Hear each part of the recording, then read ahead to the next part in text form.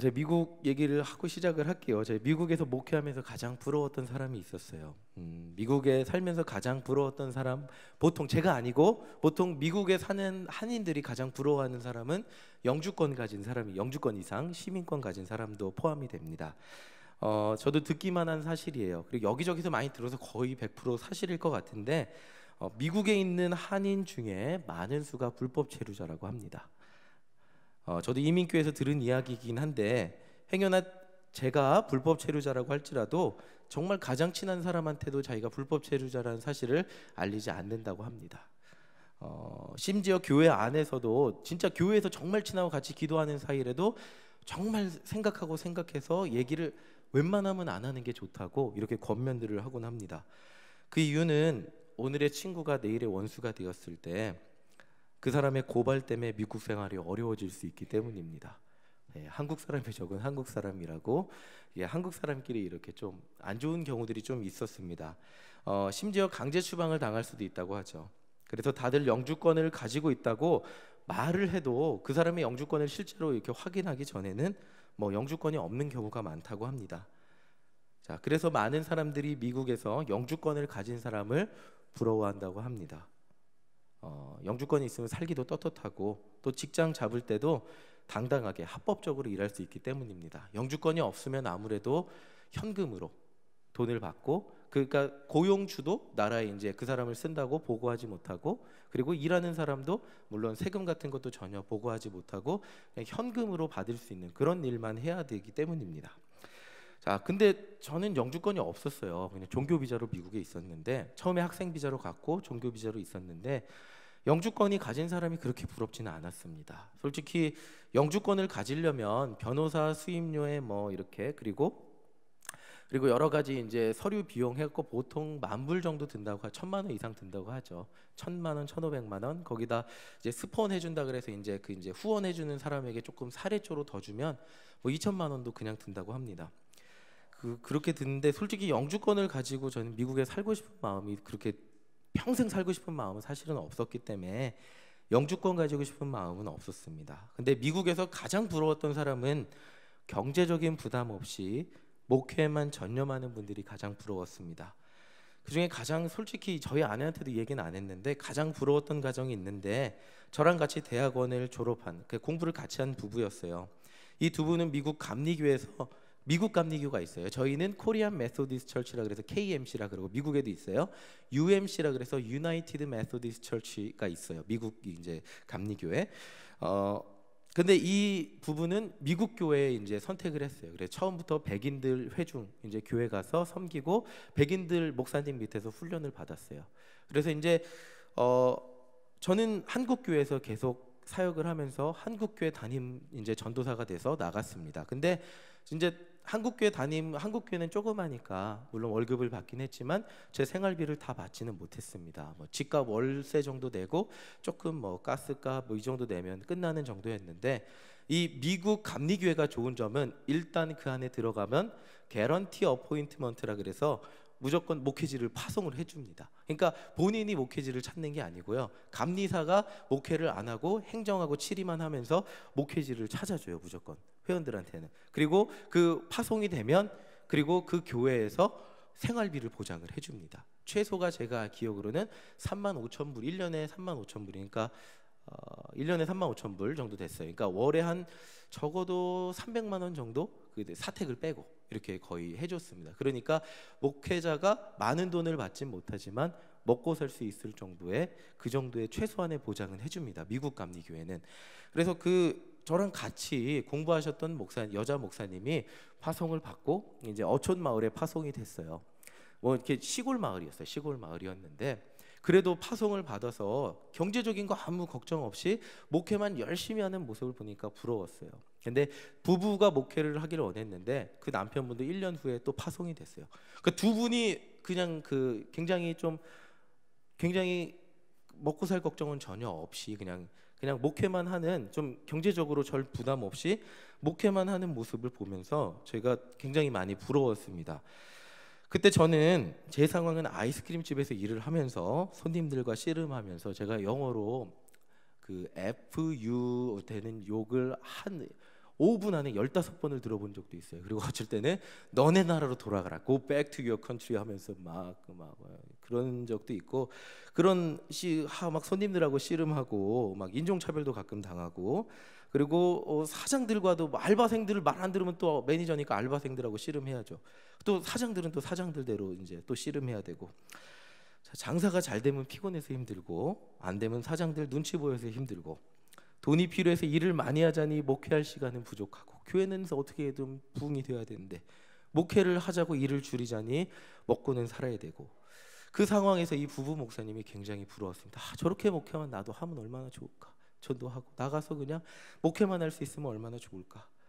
자, 그때 들었던 생각이, 나는 하나님 위에 살겠다고 열심히 하고 싶은데 왜 삶의 환경이 그렇게 되지 않을까.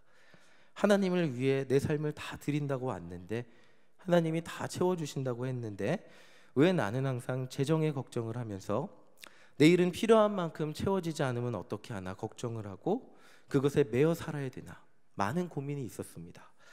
자, 그럴 때마다 기도하면 하나님이 마음을 평안하게 해주시죠. 다 인도해 줄게, 걱정하지 마라. 다 채우신다는 마음이 들었습니다. 그리고 기도하고 나면 현실은 답답하지만 다시 한번 하나님 믿고 열심히 살았습니다. 또 포기하지 않고 가족들 바라보면 아빠들은 열심히 살게 되잖아요. 예, 그렇게 살고는 했습니다.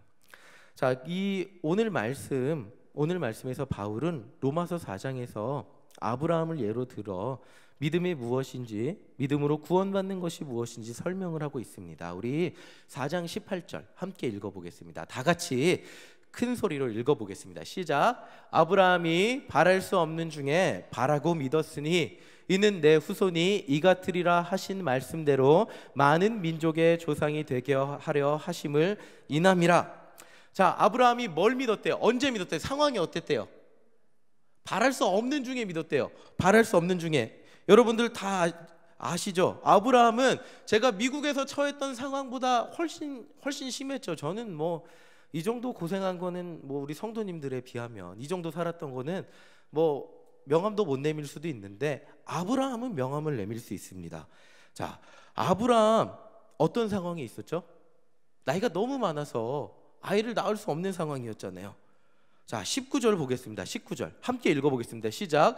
그가 100세나 되어 자기 몸에 죽은 것 같음과 사라의 태에 죽은 것 같음을 알고도 믿음이 약하여지지 아니하고 라고 하고 있어요. 자, 아브라함 나이가 몇 살이었어 이때? 자, 앞에 있죠? 다 있죠? 한글만 읽으시면 돼요. 몇 살이었어요? 100살. 자, 뭐 100살의 아이를 가질 수 있다는 믿음을 가지는 게 제정신이 아니잖아요. 근데 분명히 하나님은 약속을 했고 그 약속 때문에 자신은 낯선 땅에서 살고 있어요. 근데 약속은 이루어질 생각을 하고 있지 않고 나이는 너무 많이 먹었고 현실적으로 가능성은 없어 보이고, 이런 상황이 아브라함의 상황이었다는 거예요. 바랄 수 없는 중이라는 거죠. 자, 근데 여기서 중요한 게 뭐라고요? 바랄 수 없는 중에 믿음이 약하여지지 아니했다고 하고 있어요. 자, 그렇다면 아브라함이 정말 대단하다고 느낄 수밖에 없는 것이, 야, 저는 현실적으로 조금만 그렇게 살아도 하나님 언제 주님, 내가 주님의 일만 합니까? 언제 약속 이루어줍니까? 그러고 살고 있는데 아브라함은 저랑 다른 것 같아요. 아브라함은 믿은 것 같아요. 우리와 다 뭔가 다른 사람인 것 같아요. 어떻게 아브라함은 그런 상황에서 믿을 수 있었지? 어떻게 아브라함은 우리랑 그러면 처음부터 태어날 때부터 다른 믿음이라서 믿었던 걸까? 자, 믿음의 비결을 한번 찾아보겠습니다. 우리 창세기 17장 1절 자, 함께 읽어보겠습니다. 시작. 아브라함의 99세 때에 여호와께서 아브라함에게 나타나서, 여기까지 읽을게요. 자, 하나님이 몇 살에 나타났대요? 아브라함 99세 때 나타났대요. 아직 아브라함이 되기 전에 아브라함의 이름을 쓰고 원래 이름을 쓰고 있을 99세 때 나타나셨대요. 그리고 뭐라고 말씀하셨는지 보겠습니다. 16절 자, 함께 읽어보겠습니다. 시작. 내가 그에게 복을 주어 그로 내게 아들을 낳아주게 하며 내가 그에게 복을 주어 그로 열국의 어미가 되게 하리니 민족의 열왕이 그에게서 나리라. 자, 하나님이 지금 99살 먹은 아브라함한테 이렇게 얘기해요. 사라한테 복을 줘서 아들을 낳아줄 거야. 걱정하지 마. 열국의 어머니가 되게 해줄 거야. 걱정하지 마. 자, 이 아브라함의 반응이 뭐였죠? 그 다음에 아멘. 할렐루야. 했을까요? 자, 그 다음 아브라함 반응 볼게요. 17절. 자, 함께 읽겠습니다. 시작. 아브라함이 엎드려 웃으며 심중에 이르되 100세 된 사람이 어찌 자식을 낳을까? 사라는 90세니 어찌 생산하리요? 하고. 자, 아브라함이 웃었어요. 하나님이 99살에 나타났는데, 야, 내 나이 99살인데 하나님이 아무리 하나님이 얘기해도 99살 먹은 내가 어떻게, 우리 와이프는 90인데 어떻게 아들 낳아? 엎드려 웃었어요. 심중에 이렇게 얘기했어요. 자, 이렇게 볼 때 이게 아브라함이 믿은 걸까요? 믿지 못한 걸까요? 못 믿은 거잖아요. 그러니까 하나님이 19절에 다시 얘기하세요. 자, 하나님이 이렇게 못 믿는 아브라함한테 확신할 수 있게 다시 얘기하세요. 같이 읽어보겠습니다. 시작. 하나님이 가라사대 아니라 내 아내 사라가 정녕 내게 아들을 낳으리니 너는 그 이름을 이삭이라 하라. 내가 그와 내 언약을 세우리니 그의 후손에게 영원한 언약이 되리라. 자, 이 웃으면서 믿지 못하는 아브라함한테 확신을, 걱정하지 마. 내 아내 사라가 진짜 아들을 낳을 거야. 웃지 않아도 돼. 그리고 이를 뭐라 그러면 되냐면 이삭이라고 해. 그게 언약을 세울 거야. 걱정하지 마. 자, 그 후에 이것이 몇 살에 일어난 일이라고요? 99살에 일어난 일이라 그랬어요. 그리고 로마서 4장 19절 보겠습니다. 함께 읽겠습니다. 시작. 그가 100세나 되어 자기 몸에 죽은 것 같음과 사라의 태아에 죽은 것 같음을 알고 뭐라고요? 믿음이 약하여지지. 자, 몇 살에? 100세나 돼요. 자, 99살에 아브라함이 100% 믿었습니까? 못 믿었습니까? 못 믿었어요. 근데 100세 때 믿음이 흔들리지 않았어요. 그럼 아브라함이 믿음이 흔들리지 않을 수 있는 비결이 뭐예요? 하나님이 말씀하신 거잖아요. 하나님이 확신시켜 준 거잖아요. 우리랑 다른 사람이라서 그런 게 아니고, 나보다 훨씬 뛰어난 사람이라서 그런 게 아니고, 99살에 어떻게 내가 아들을 낳아? 하나님, 아무리 하나님 말씀이라도 그렇게 웃었던 사람인데 하나님이 나타나셔서 확신을 시켜주니까 100살이 되었어도 그 믿음이 흔들리지 않았다고 얘기하고 있어요. 자, 아브라함의 믿음의 비결은 여기서 딱 하나입니다. 뭐죠? 하나님이 아브라함을 믿게 만드셨습니다. 자, 그래서 로마서 4장에서 바울은 아브라함을 이렇게 설명해요. 4장 2절 볼게요. 자, 4장 2절입니다. 다 같이 읽어보겠습니다. 시작. 만일 아브라함이 행위로서 의롭다 하심을 얻었으면 자랑할 것이 있으려니와 하나님 앞에서는 없느니라. 자, 바울은 아브라함이 가진 그 믿음조차도, 아브라함이 가진 그 믿음조차도 자신의 능력으로 믿은 것이 아니라는 것을 설명하고 있습니다. 자신의 굳은 신념으로 세상이 변화되고 어떻게 쪼개져도 나는 내 신념을 지키고 살 거야 라고 믿은 그 믿음이 아니라는 것을 설명하고 있어요. 만약에 그 신념으로 굳세게 아들을 낳았으면 아브라함은 그 신념을 자랑해야 될 거예요. 근데 자, 보세요. 하나님 앞에서 아브라함이 자랑할 게 있대요, 없대요? 아무것도 없어요.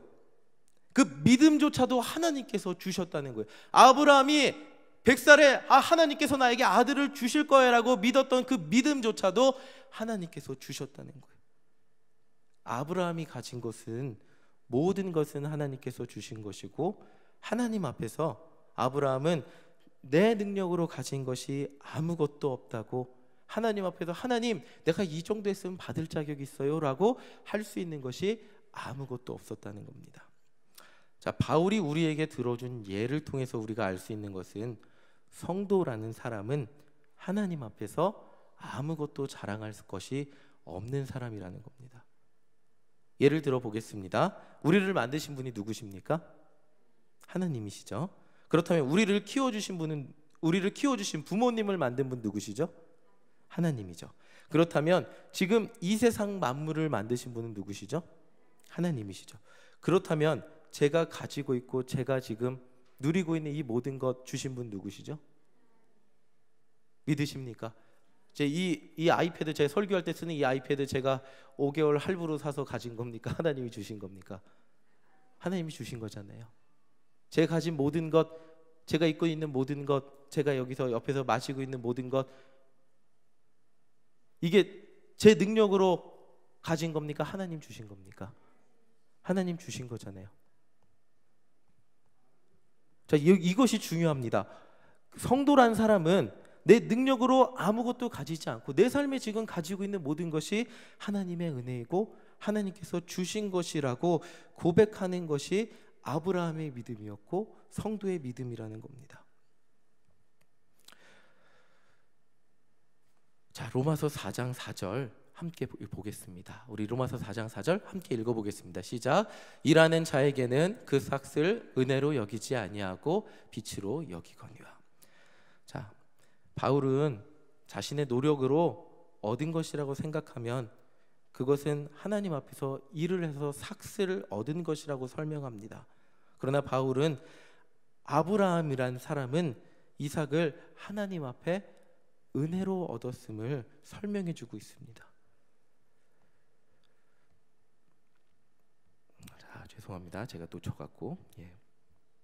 하나님은 아브라함에게 가장 중요한 겁니다. 바랄 수 없는 중에 믿게 하셨습니다. 자, 미국에서 제가 아무것도 없는 저에게 지식으로만 이해했던 하나님을 오늘도 살아계셔서 실제로 역사하시고 약속을 이루시는 하나님으로 믿게 하셨습니다.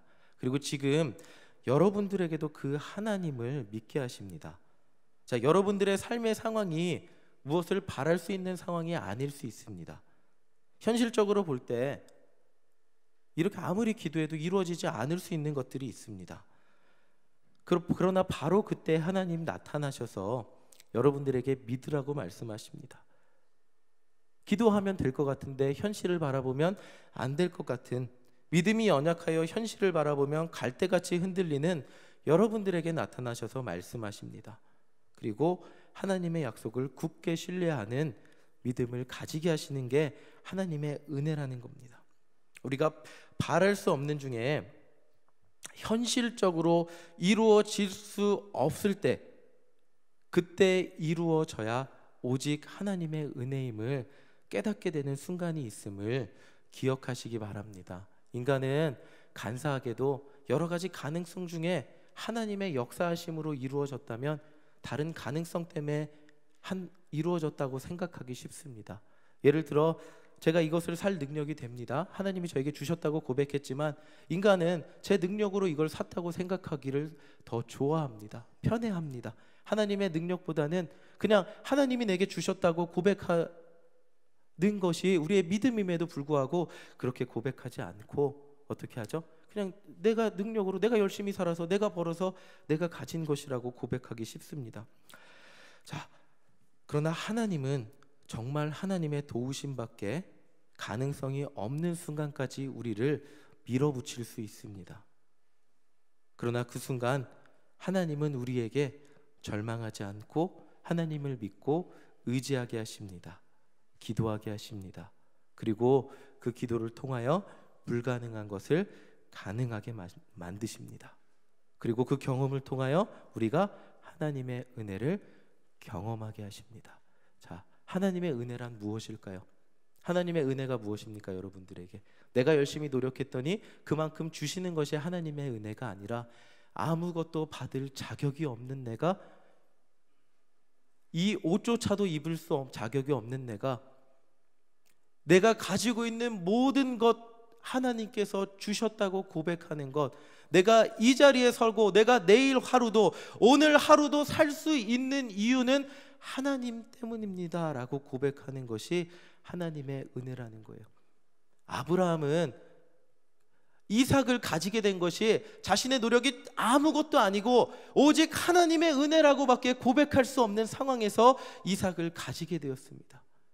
하나님의 은혜를 경험하게 됐다는 거죠. 우리 성도들이 경험하고 살아야 되는 것이 무엇이냐면 내 능력으로 무엇을 이루는 것이 아니라 아무것도 이루어질 수 없는 그 상황에서, 거친 들과 광야 같은 상황에서 내 능력과 내 힘으로 무엇을 심어도 나지 않고 물을 찾아도 찾아지지 않는 그 광야와 같은 상황 속에서 하나님이 물을 주시고 하나님이 만나와 메추라기를 주시는 그 경험을 하고 나를 먹이시고 입히시고 나의 삶을 인도하시는 분은 하나님이십니다. 내가 가진 모든 것은 하나님이 주신 은혜입니다 라고 고백하는 것이 성도의 믿음이고, 바랄 수 없는 중에 믿음을 가지고 고백하는, 그것을 경험하고 가지게 되는 성도의 믿음이라는 겁니다. 우리 고린도전서 15장 9절 함께 보겠습니다. 자, 바울이 그래서 이렇게 고백해요. 우리 빨간 줄만 함께 읽어보겠습니다. 시작. 나의 나 된 것은 하나님의 은혜로 된 것이. 자, 바울이 굉장히 똑똑했잖아요. 근데 자신이 고백할 것은 아무것도 없다고 고백합니다. 내가 나 된 것은 하나님의 은혜밖에 없습니다. 마지막 이제 결론이에요. 설교 오늘 굉장히 짧은데 결론입니다. 성도는 결국 하나님의 은혜만 바라보는 사람입니다. 하나님만 믿고 하나님의 은혜만 고백하는 사람입니다. 저와 여러분들 가운데 왜 하나님이 내가 기도하는데 이렇게 더 안 좋은 상황, 바랄 수 없는 상황으로 나를 밀어붙이실까? 내가 이 순간 이 기도를 하면 하나님이 현실적으로 들어주실 수 있을까? 이 기도가 우리의 현실에 합당히 응답될 수 있을까? 라고 의심하며 기도할 때 하나님은 우리에게 응답하십니다. 걱정하지 마라. 내가 너와 함께한다. 내가 너의 삶 가운데 이루어 주겠다. 내가 너를 붙들어 주겠다. 내가 너에게 약속한 것을 하나도 잊어먹지 않겠다 라고 말씀하십니다. 그러나 우리의 현실을 바라보면 어떻습니까?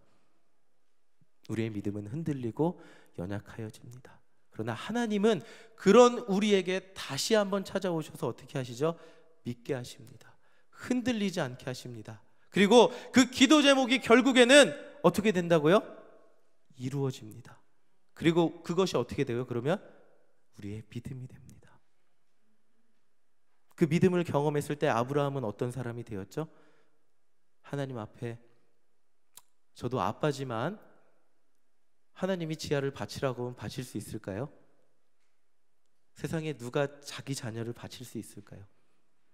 제가 기도하는 가운데 하나님께서 그래 인성일 바쳐라 라고 한다면 하나님 잘못 들은 것 같은데 사단의 음성 같은데요 하나님, 기도하겠습니다. 그러나 아브라함 바쳤어요. 왜? 말도 안 되는 상황에서 하나님 약속 이루시는 걸 봤으니까요. 경험했으니까요. 하나님 우리에게 바랄 수 없는 중에 기도하게 하십니다. 그리고 바랄 수 없는 중에 기도한 것을 이루어 주십니다. 그리고 그 믿음을 가지게 하십니다. 그리고 믿음의 자녀로 살게 하십니다. 그리고 은혜의 하나님, 나의 나 된 것은, 우리 아까 그 말씀 다시 한번 보여주실래요? 자, 우리 빨간색 다시 한번 함께 읽어보겠습니다. 시작. 나의 나 된 것은 하나님의 은혜로 된 것이니. 결국 성도의 고백은 내 능력으로 된 것 아무것도 없습니다. 내가 가지고 있는 모든 것, 내가 손에 쥐고 있는 모든 것, 내가 노력해서 얻었다고 생각하는 모든 것, 다시 한번 읽어보겠습니다. 빨간색 함께 읽겠습니다. 시작. 나의 나 된 것은 하나님의 은혜로 된 것입니다 라고 고백하는 저와 여러분들 되시기를 바랍니다. 바랄 수 없는 중에 믿어서 결국 나의 나 된 것은 하나님의 은혜로 되었음을 고백하는 굳은 믿음을 가진 저와 여러분들 되시기를 간절히 소망합니다.